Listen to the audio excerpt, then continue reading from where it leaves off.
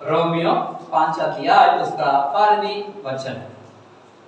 इस प्रकार वचन में लिखा है, इसलिए जैसे एक मनुष्य के द्वारा पाप जगत में आया और पाप के द्वारा मृत्यु आई, और इस रीति से मृत्यु सब मनुष्य में फैल गई क्योंकि सबने पाप किया। हालेलुया, परमेश्वर को महिमा हो। आज हम परमेश्वर का वचन में बैठते हुए इसी वचन को इस प्रकार हम देखते हैं। वचन में कहते हैं, एक मनुष्य के द्वारा पाप इस जगत में आया है, एक व्यक्ति के द्वारा पाप पूरे संसार में फैल गया है। हम जानते हैं, हम समझते हैं, हम कई बार इस वचन को देखा है, जैसे कि हम पुराने दिनों में पुराने का वचनों का अनुसार हम अगर देखते हैं, हम देखते हैं इधर आदम और हवा के बारे में हम देख सकते हैं। आदम को परमेश्वर ने बनाकर एक वाटिका में उनको रखा था, उधर देखभाल करने के लिए, काम करने के लिए रखा था। परमेश्वर उनसे हर दिन उनको पास आकर उनका साथ मिला करते थे, बातचीत किया करते थे, परमेश्वर का संगति और परमेश्वर का सौभाग्य था उनका साथ बना रहते थे। इन्हीं बातों को हमारे जीवन में हम जानते हैं, हम देखते हैं। हालेलुया। उसके बाद हम अगर हम देख सकते हैं तो उधर आदम के बाद उस स्त्री ने एक फल खाया। परमेश्वर ने कहा, पूरा वाटिका का फल तुम खा सकते हैं, लेकिन किसी वृक्ष का फल तुम नहीं खाना है। एक आज्ञा परमेश्वर ने आदम को दिया, लेकिन हवा किसी आज्ञा को उल्लंघन कर दिया। उल्लंघन कैसे किया? एक श्राप का साथ एक बातचीत करने के द्वारा सांप ने, उसी शैतान ने हवा को बहकाकर उसी फल को तुड़वाकर वो खाने का एक उनका मौका दिया। इसी के द्वारा आप देख सकते हैं, जैसे हवा ने उसी फल को खाया, तुरंत वो श्रापित नहीं हुआ, ये पाप उनका जीवन में नहीं आया। लेकिन हम देख सकते हैं, आदम ने उसी फल को देखा, उनको पता चल गया फल इन्होंने खाया है, हवा ने खाया है। उधर दूर करने का बच्चा अपने हाथ में लेकर वो भी खा लिया है, आदम में भी खा लिया है। खाने के बाद तुरंत जो परमेश्वर का जो श्राप है, जो आज्ञा उल्लंघन करने का दौरान उस श्राप उनका जीवन में आया। एक व्यक्ति एक छोटी सी एक गलती करने की वजह से पूरा संसार के अंदर पाप का राज हो गया है। हम इन्हीं बातों को हम देख सकते हैं, जैसे कि अब्राहम, आदम को परमेश्वर ने आज्ञा दिया था इसी फल को तुम नहीं खाना, लेकिन आदम, जब तक आदम इसी फल को नहीं खाया, वो श्रापित नहीं हुआ, उसी पाप उनका जीवन में नहीं आया। आदम का जीवन में भी नहीं आया, हवा का जीवन में भी नहीं आया। जैसे हवा ने फल खाया, उसका जीवन में कोई फर्क नहीं आया। जैसे आदम ने फल खाया, तब वो पाप उसी आगे उल्लंघन करने के द्वारा उसी पाप इसी जगत में आया। आज हमारा जीवन में कई बार परमेश्वर हमको एक आज्ञा देते हैं, उसी आज्ञा के अनुसार हम चलते हैं। अगर हम आज्ञा उल्लंघन नहीं करते हैं, तब तक परमेश्वर को अनुग्रह आशीषें, परमेश्वर का सौभाग्यता हमारे साथ होते हैं। हालेलुया। जब उसी आज्ञा को उल्लंघन करते हैं, परमेश्वर ने आदम को कहा इसी फल को तुम नहीं खाना। अगर मेरे मानना ये है, अगर उस दिन आदम ने इसी फल को नहीं खाया होता, आज इसी पाप इस संसार के अंदर नहीं होता। हालेलुया। हवा को परमेश्वर क्षमा किया होता। अगर हवा ने फल को खा लिया, आदम ने ना खाया, तो परमेश्वर से क्षमा मांग लिया, अगर प्रार्थना किया होता, परमेश्वर से पश्चाताप किया होता, परमेश्वर जरूर उनको क्षमा किया जाता। आज इसी पाप जो आप अनुभव कर रहे हैं, इसी पाप, इसी श्राप इसी जगत के अंदर नहीं आता। देखिए, आदम ने फल खा लिया है, खाने के द्वारा उसी पाप, उसी श्राप इसी जगत में आया। इसलिए परमेश्वर का वचन में कहते हैं, इसलिए ये जैसे एक मनुष्य के द्वारा पाप जगत में आया और पाप के द्वारा मृत्यु आई, पाप के द्वारा मृत्यु आया।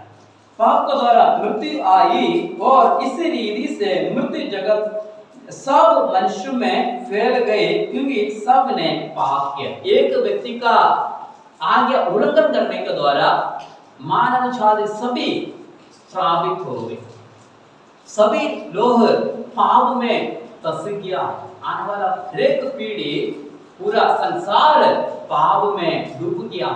एक उल्लंघन करने के द्वारा, एक आज्ञा को उल्लंघन करने के द्वारा पूरा संसार के अंदर पाप फैल गया। आज अगर हम परमेश्वर की उपस्थिति में आया हुआ हमें, अगर परमेश्वर हमको एक आज्ञा दिया हुआ है, उसी आज्ञा का अगर हम उल्लंघन करते हैं, हमारा पीढ़ी पूरा श्रापित हो जाते हैं, हमारा पूरा खानदान श्रापित हो जाते हैं। इधर हम देख सकते हैं एक व्यक्ति के द्वारा पूरा पाप जगत में आया, उसी प्रकार आज हमें परमेश्वर एक आज्ञा देते हैं, उसी आज्ञा को उल्लंघन करने के द्वारा हमारा पूरा संतान श्रापित में आ जाते हैं।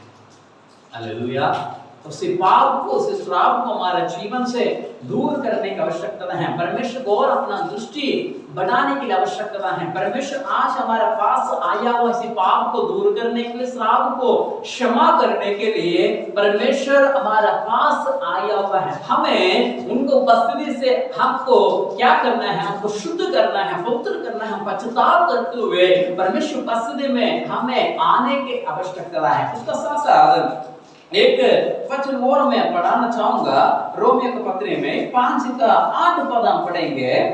इधर वचन में इस प्रकार लिखा है, परंतु परमेश्वर हम पाप अपनी प्रेम की भलाई की रीति से प्रकट करते हैं। जब हम पापी ही थे तब मसीह हमारे लिए मरा।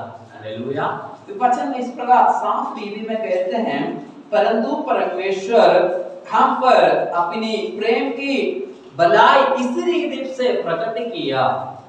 वचन में हम देख सकते हैं परमेश्वर हमारा जीवन में कितना प्रेम करते थे, हमें कितना बचाने की कितना कोशिश की। इन बातों को हमारे जीवन में हम देख सकते हैं। इधर वचन में इस प्रकार लिखा है, परंतु परमेश्वर हम पर अपनी प्रेम की भलाई इस रीति से प्रकट किया, अपनी प्रेम की भलाई को इस रीति से प्रकट किया, जब हम सभी पापी ही थे हमारे लिए मरा। हालेलुया।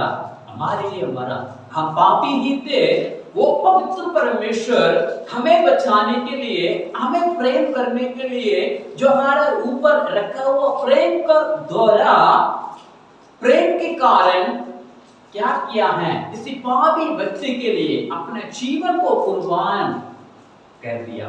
हालेलुया।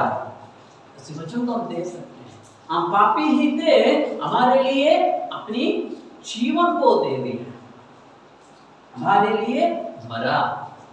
वचन में इस प्रकार लिखा है, हमारे लिए मरा। इस रीति से उनका प्रेम को हमारे लिए प्रकट किया।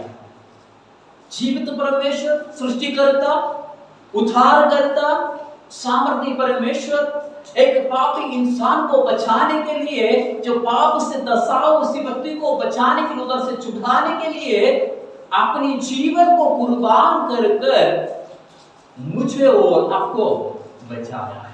हालेलुया। मुझे और आपको बचाया है। इन बातों को हमारे जीवन में इन्होंने को जानने का, स्मरण करने का, समझने की आवश्यकता है। हम पापी ही थे, हमारे लिए परमेश्वर ने अपना जीवन को बलिदान किया है। हालेलुया।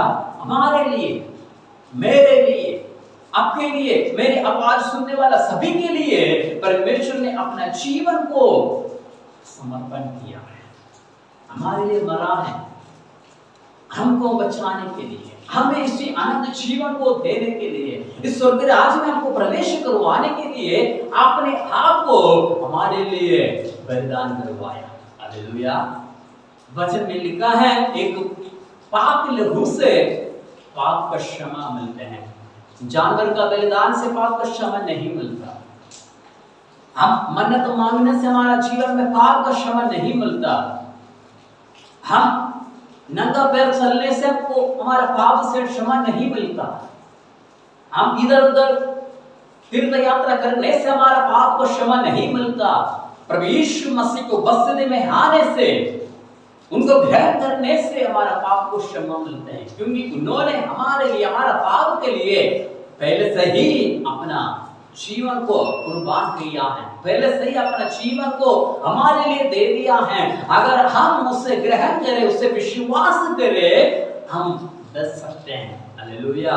उसी पाप से, उस श्राप से हम बाहर आ सकते हैं। उतनी अनुग्रह, उतनी आशीष परमेश्वर हमारे लिए दिया हुआ है। हालेलुया। ये बातों को हमारे जीवन में स्मरण करें, जान ले।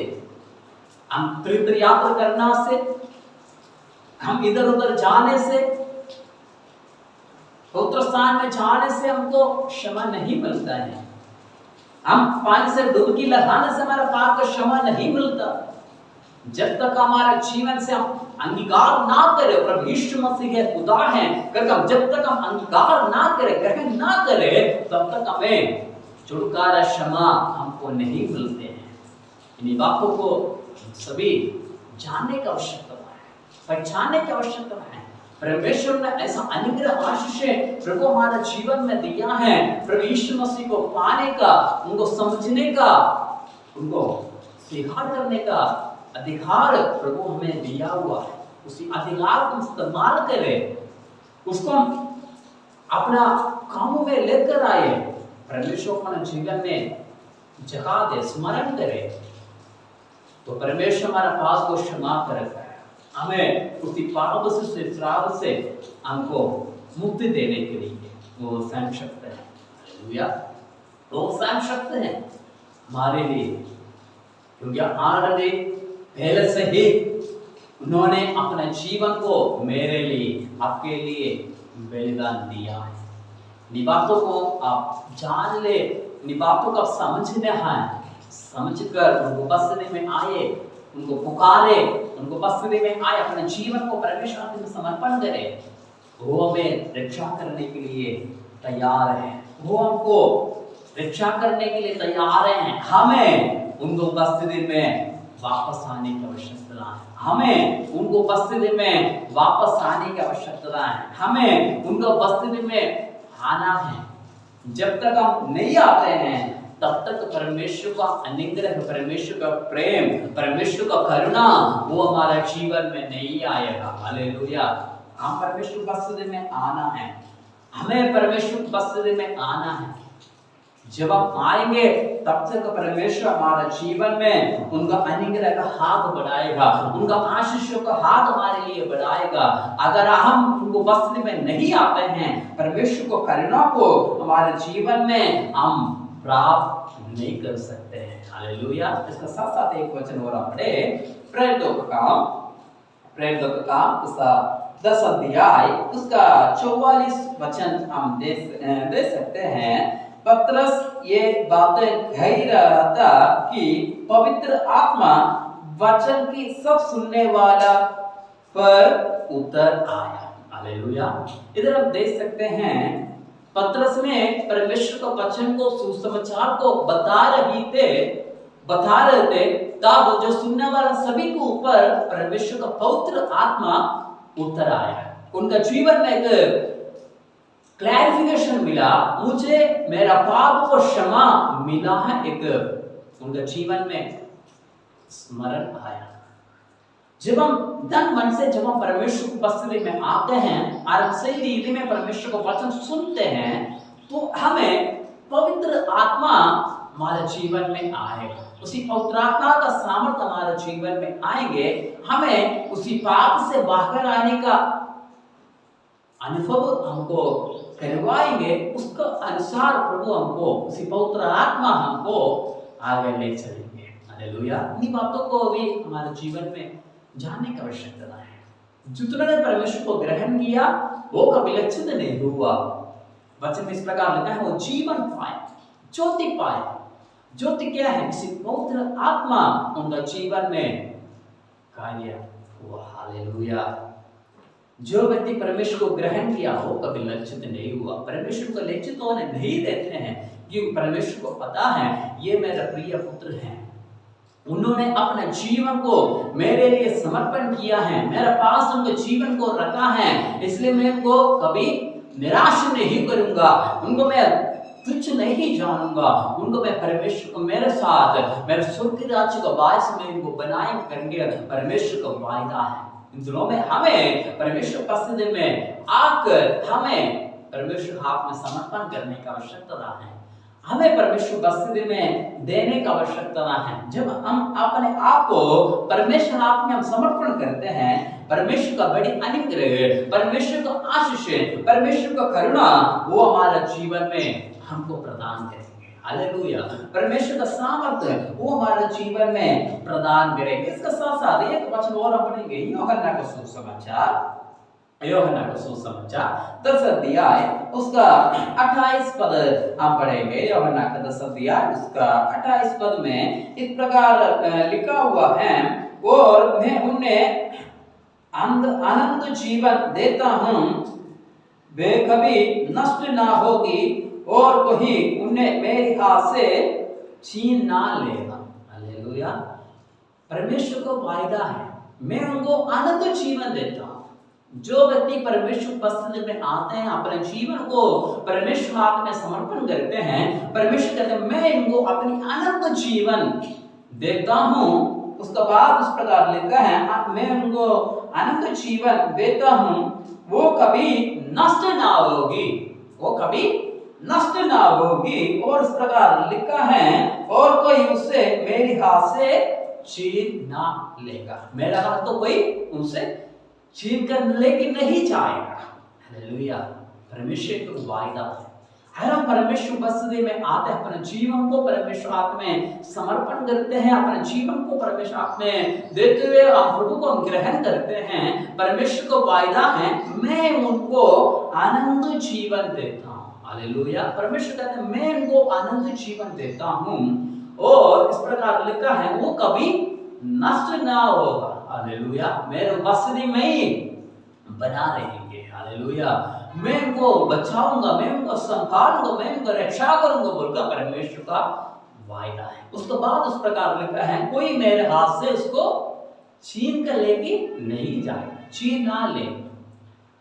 परमेश्वर इतना अद्भुत रीत से हमको अगुवाई करते हैं, इतने अद्भुत रीत से प्रभु हमको बताते हैं, कोई मेरे हाथ से तुम्हें छीन ना लेगा, तुम मेरे पास ही रहेंगे, मैं तुम्हें रक्षा करूंगा बोलकर परमेश्वर को वायदा है। इन दिनों में हमें परमेश्वर उपस्थिति में आकर अपने जीवन को समर्पण करने की आवश्यकता है, परमेश्वर उपस्थिति में अपने जीवन को रखने की आवश्यकता है, ताकि परमेश्वर हमारा रक्षा करे, हमें आनंद जीवन का भागीदारी हमके बनाए, हम परमेश्वर का साथ साथ हम स्वर्ग राज्य का प्रवेश हम कर पाए। इसके लिए परमेश्वर को बुलाया है। हालेलुया। इसके लिए परमेश्वर हमें चुना है, इसी पाप से, इसी अधर्मों से प्रभु इसलिए हमको बचाया है, हमें उनका साथ स्वर्ग राज्य में लेके जाना चाहते हैं। हालेलुया। हम से कितने लोग प्रभु के साथ स्वर्ग राज्य में जाना चाहते हैं? सिर्फ वही अपने जीवन को परमेश्वर हाथ में समर्पण करें। हालेलुया। वही सिर्फ परमेश्वर के हाथ में अपने जीवन को समर्पण करे, ताकि हमें स्वर्ग राज्य का प्रवेश हमको मिल सके। परमेश्वर का वचन कहते हैं, कोई मेरे हाथ से छीन ना लेगा, वो कभी नष्ट ना होगा, वो खत्म नहीं होंगे, मैं उनको बचाऊंगा, मैं उनका रक्षा करूंगा, मैं उनको सुरक्षित रखूंगा बोलकर परमेश्वर का वायदा है। अगर हम परमेश्वर उपस्थिति में अपने जीवन को हम समर्पण करते हैं, आप कैसे भी परिस्थिति में क्यों ना हो, आप कौन सा भी मुसीबतों में क्यों ना हो, अगर प्रभु आपका जीवन में आपका हाथ बढ़ाया है, आपका जीवन में अपना हाथ बढ़ाया है, प्रभु आपको रक्षा करेंगे। ये परमेश्वर को वायदा है, ये परमेश्वर का वायदा है। परमेश्वर के वचन में इस प्रकार लिखा है, मैं अपना वचन भेजकर उनका चंगा करता, वो जिस गड्ढे से वो पड़ा है उनमें से मैं निकालता हूं। परमेश्वर का वचन है। भजन संगीता 107 का 20 में इस प्रकार लिखा है। हालेलुया। भजन संगीता 107 का 20 में ये लिखा है, मैं अपना वचन भेजकर उनका चंगा करता, वो जिस गड्ढे से वो पड़ा है उनमें से मैं निकालता हूं, उनमें से मैं निकालता हूं। परमेश्वर को वायदा है। और हम किसी भी परिस्थिति में क्यों ना हो, जब हम परमेश्वर को पुकारते हैं, परमेश्वर उपस्थिति में हम आते हैं, परमेश्वर अपना हाथ बढ़ाकर क्या करते हैं, हमें उधर से निकालेंगे। हालेलुया। अपना हाथ बढ़ाकर प्रभु हमको उधर से निकालेंगे। इन दिनों में हमें परमेश्वर बस्ती में आने की आवश्यकता है, अपने जीवन को परमेश्वर हाथ में समर्पण करने की आवश्यकता है। एक व्यक्ति के द्वारा पाप इस जगत में आया, सिर्फ प्रभु यीशु मसीह के द्वारा, एक व्यक्ति के द्वारा हमें छुटकारा, अनंत जीवन हमें मिला है। प्रभु यीशु मसीह ही हमें छुटकारा दे सकते हैं, चंगाई दे सकते हैं, अनंत जीवन दे सकते हैं। एक व्यक्ति के द्वारा अगर पाप आया है, अश्राप एक व्यक्ति के द्वारा इस जगत में आया है, प्रभु यीशु मसीह का पवित्र लहू के द्वारा, एक व्यक्ति के द्वारा हमारा जीवन में उद्धार, सामर्थ्य, शक्ति, शांति प्रभु हमको दिया है। उसी एक व्यक्ति पर विश्वास करें, एक व्यक्ति पर विश्वास करें, उनको ग्रहण करें, उनको पसंद में बना रहे, परमेश्वर को अनुग्रह और आशीष से भरपूर करेंगे। प्रभु आपको अनुग्रह और आशीष से प्रभु आपको भरपूर करेंगे। इन दिनों में हमें परमेश्वर बस्ती में आकर अपने जीवन को उनका हाथ में समर्पण करना है। जब हम समर्पण करते हुए प्रभु को हम पुकारेंगे, प्रभु कहते हैं उससे प्रेम करने वालों को मैं अपना उद्धार को मैं उनको जीवन में दूंगा, बोलकर परमेश्वर का वचन है। उसी वचन के आधार पर प्रभु हमको आगे ले चलेंगे, प्रभु हमको आगे बढ़ाएंगे, प्रभु हमको शक्ति देकर, सामर्थ्य देकर आगे बढ़ाएंगे। स्वर्ग राज्य का वारिस प्रभु उन दिनों में हमें बनाएंगे। हमें सिर्फ इसी वचन के अनुसार हमको चलना है। जो वचन आज्ञा प्रभु हमको दिया है, उसी आज्ञा को हमको पालन करने की आवश्यकता है। अगर हम उल्लंघन करते हैं तो हमारे जीवन में परमेश्वर का क्रोध, परमेश्वर का श्राप हमारे जीवन में आएगा। कि एक व्यक्ति ने पाप किया, जो परमेश्वर का आज्ञा को उल्लंघन करने के द्वारा उनके जीवन में पाप आया, पूरे जगत में उसी पाप फैल गया। अगर पाप करे, अगर परमेश्वर का वचन को उल्लंघन करे, जो आज्ञा परमेश्वर को दिया है, अगर उसी आज्ञा को अगर आप उल्लंघन करें, आपका द्वारा पूरा पीढ़ी श्रापित हो जाएंगे। और आप क्या चाहते हैं? आपका पीढ़ी आशीषित होना चाहते हैं या आपका पीढ़ी को श्रापित करवाना चाहते हैं? वो आपका फैसला है, वो आपकी हाथ में है। अगर आप परमेश्वर बस्ती में अपने जीवन को समर्पण करते हैं और उनके पास आते हैं, परमेश्वर कहते हैं मैं तुम्हें रक्षा करूंगा, मैं तुम्हें संभालूंगा, मैं अपनी अनंत जीवन मैं तुम्हें दूंगा, बोलकर परमेश्वर को वायदा है। उसी वायदा को लेकर हम इन दिनों में आगे बढ़े, इसी वायदा के साथ साथ हम आगे बढ़े, परमेश्वर को बड़ी अनुग्रह को, आशीष को प्रभु हमारे जीवन में प्रदान करे।